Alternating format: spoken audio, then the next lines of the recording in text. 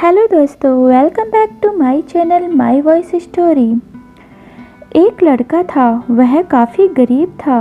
उसके पास ना तो खाने को था और ना ही रहने को घर था। वह अपने दोस्तों के घर रहा करता था। उसे एक छोटी सी कंपनी में पेंटिंग का काम करना शुरू कर दिया। धीरे धीरे उसके पास काफ़ी पैसे भी हो गए। बाद में वह काफ़ी धनी भी हो गया, लेकिन अभी भी उसके अंदर कुछ कमी का एहसास होता था। जब वह छोटा था तब उसकी माता पिता इस दुनिया से चले गए। उसने कभी प्रेम को नहीं जाना था। एक दिन वह अपने किसी काम से बाहर गया था तो उसे एक लड़की दिखी जो काफ़ी अच्छी और खूबसूरत थी। उसको देखते ही इस लड़की को उससे प्रेम हो गया। वह काफ़ी देर तक उसको देखती रही। कुछ देर बाद वह लड़की वहाँ से चली गई। कुछ दिनों तक यह लड़का उस लड़की को खोजता रहा, लेकिन वह लड़की न मिली।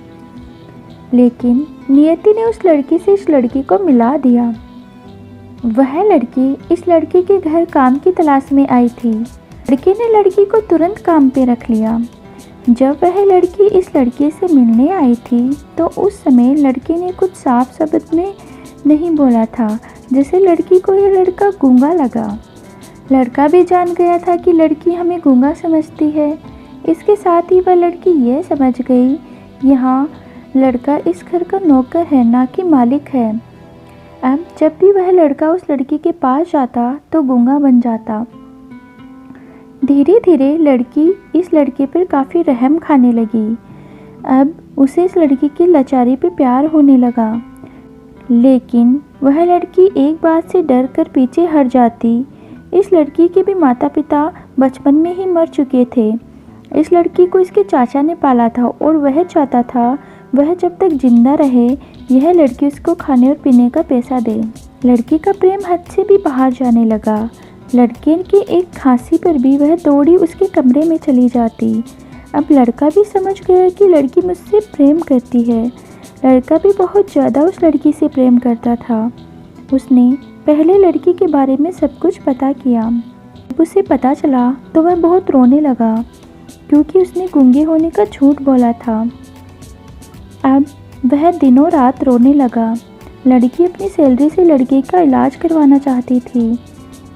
एक दिन सुबह ही लड़की को पता चला कि लड़का हॉस्पिटल में भर्ती है।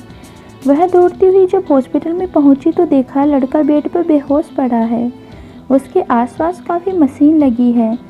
लड़की डॉक्टर के पास पहुंची और डॉक्टर ने उसे बताया लड़का बोल नहीं सकता। उसने अपनी जीभ को कटाने की कोशिश की है। इसके साथ ही उस लड़की ने उस लड़की को एक पत्थर दिया। उस पत्थर में लिखा था, मैं काफ़ी धनी लड़का हूँ, जिस घर में तुम काम करती हो उस घर का ही मालिक हूँ। लेकिन मैंने तुमसे एक झूठ बोला है कि मैं गूंगा हूँ। अब इस झूठ का प्रायश्चित करने के लिए मैं ऐसा करने जा रहा हूँ। इसके साथ ही तुम मेरे घर से मेरे मैनेजर से पैसे लेकर अपने चाचा को दे देना और एक नई ज़िंदगी की शुरुआत करना, और हो सके तो मुझे माफ़ कर देना, मैं तुम्हारा दोषी हूँ। इस पत्थर को पढ़ने के बाद उस लड़की की आंखों में आंसू आ गए।